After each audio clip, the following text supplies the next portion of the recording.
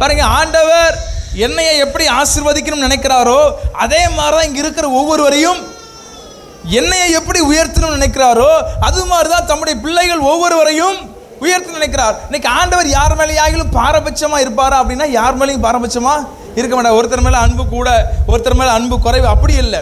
ஆனால் உயர்வுகளை பார்க்கும் பொழுது, ஆசீர்வாதங்களை பார்க்கும் பொழுது ஒருத்தர் அதிகமாக இருக்காங்க, ஒருத்தர் எல்லாரும் ஒன்று போல இல்லை, எல்லாரும் ஒன்று போல இல்லை, ஒருத்தர் அதிகமாக இருக்காங்க, ஒருத்தர் ஏன் அதிகமாக இருக்காங்க கம்மியாக இருக்காங்கன்னா எல்லாரையுமே அவர் ஆசீர்வதிக்க நினைத்தார். ஆனால் எல்லாரும் ஆசீர்வாதம் என்ன செய்யலை, பெற முடியலை. ஏன் பெற முடியலைன்னா அவர் செய்ய விரும்பின காரியத்தை இவர்கள் தங்களுடைய வாழ்க்கையிலே செய்யவில்லை.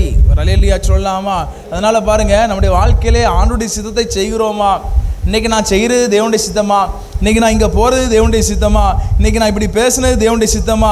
ஒரு சின்ன முடிவாக இருக்கலாம், பெரிய முடிவாக இருக்கலாம், திருமணமோ அல்லது இடம் பெயர்தலோ, இடம் வாங்குவதோ, பொருள் வாங்குவதோ, அல்லது ஒருத்தர்கிட்ட பேசுவதோ, ஒரு இடத்துக்கு போவதோ, எதுவாக வேண்டுமானாலும் இருக்கலாம். அன்றாட நாட்களிலே, அன்றாட ஒவ்வொரு நாளும் செய்கிற காரியங்கள் ஒவ்வொன்றிலேயும் நான் தேவனுடைய சித்தத்தை செய்கிறவர்களாக இருக்க வேண்டும். அல்லேலூயா சொல்லலாமா?